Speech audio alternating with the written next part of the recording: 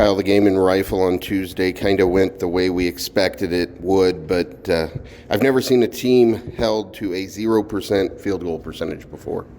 Yeah, that was kind of a unique opportunity for us. I thought the girls came out and we kind of knew we were going to be overmatched, and I felt like that the girls still played hard and did a lot of really good things regardless of what the gap in the score was. So I'm really proud that we were able to get out there and execute and do some things and kind of work on some things that we wanted to.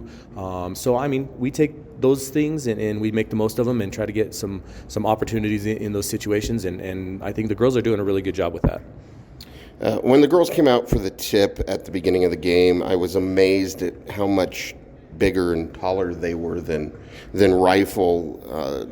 How much of an intimidation factor do you think that is? I don't know about intimidation, but we're very, very well experienced. We're big athletic kids. We're smart kids. We have a lot of advantages, and these kids are playing with confidence, and those kind of things are going to get us a long ways down the stretch. All the girls are playing pretty well right now, but it seems a different one does a little something special each game. Braden Alberg led the team in scoring in Rifle, and she hasn't done that yet this season. Of course, Breezy was all over the floor again, and every girl on the team scored at Rifle.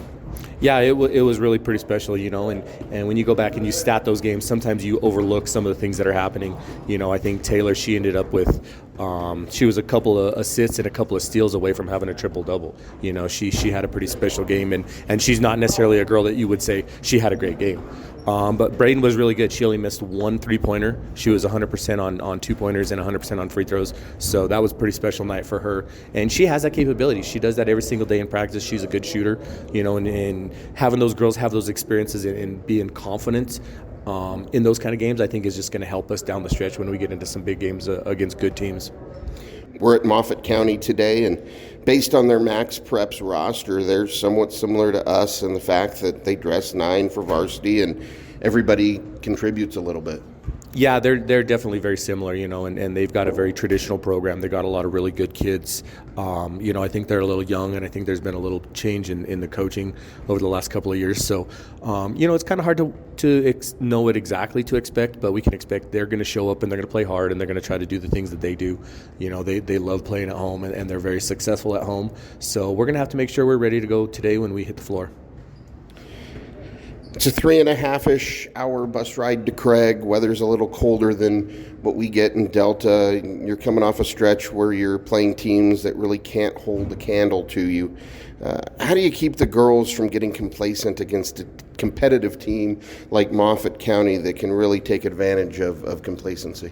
I think the kids are excited to have more of a challenge. I really do. There's a little frustration that happens from everybody, when you get in those blowout games, just because it gets sloppy and weird, and we try to do a few different things that we haven't normally done. And these girls, they want to do what they're good at, and they want to do what they've practiced, and they want to do the things that we are successful with in the past. So, having a better team like this, I think, is a good challenge, and I think it's pretty easy for them to walk in here and understand that we have to play better against better teams, and we tend to do that. So, I really expect a great effort from our kids tonight, and I think, the bus ride is hard, and the time of day on a Saturday, waking up early, all those things are a little bit hard. But, I think we'll be right where we need to be when we tip off, and hopefully we're going to have a good game today. Looking forward to it. Good luck, Kyle. Thank you, Mark.